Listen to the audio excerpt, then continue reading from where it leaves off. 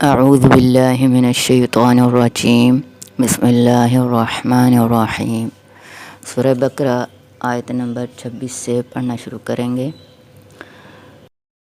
بسم اللہ الرحمن الرحیم۔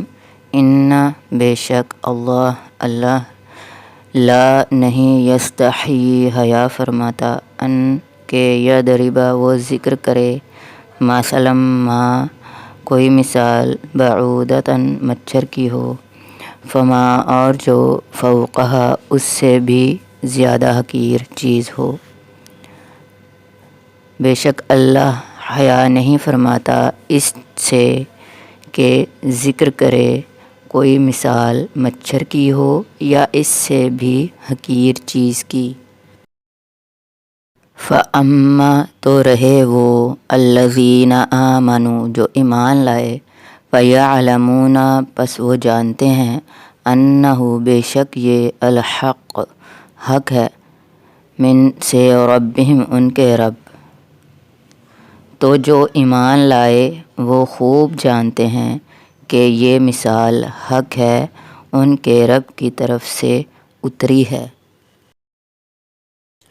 وَأَمَّا اور رہے وہ الَّذِينَ كَفَرُوا جنہوں نے کفر کیا، فَيَقُولُونَ سو وہ کہتے ہیں ماذا کیا اراد اللہ ارادہ کیا اللہ نے بہذا اس سے مثال یضل وہ گمراہ کرتا ہے بہ اس سے کثیرن بتھیروں کو، ویہدی اور وہ ہدایت دیتا ہے بہ اس سے کثیرا بہتیروں کو، وما یضل اور وہ نہیں گمراہ کرتا بہ اس سے الا مگر الفاسقین نافرمانوں کو۔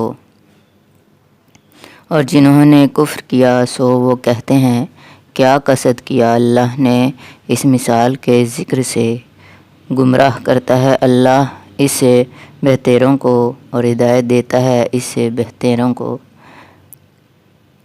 اور نہیں گمراہ کرتا اس سے مگر نافرمانوں کو۔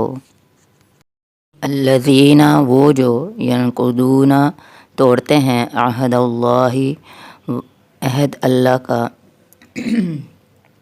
من سے بعد میثاقہ اسے پختہ باندھنے کے، ویقطعون اور وہ کاٹتے رہتے ہیں ما اس کو امر حکم فرمایا اللہ نے بھی جس کے ان یوصل جوڑنے کا، ویفسدون اور فساد مچاتے ہیں فی الارض زمین میں، اولئک وہی ہم ہیں خاسرون نقصان اٹھانے والے۔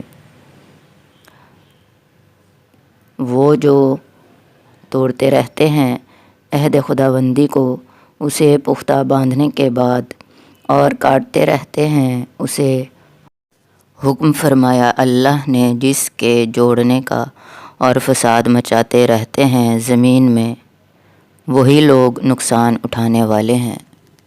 صدق اللہ العظیم وصدق رسولہ النبی الکریم صلی اللہ علیہ وآلہ وسلم۔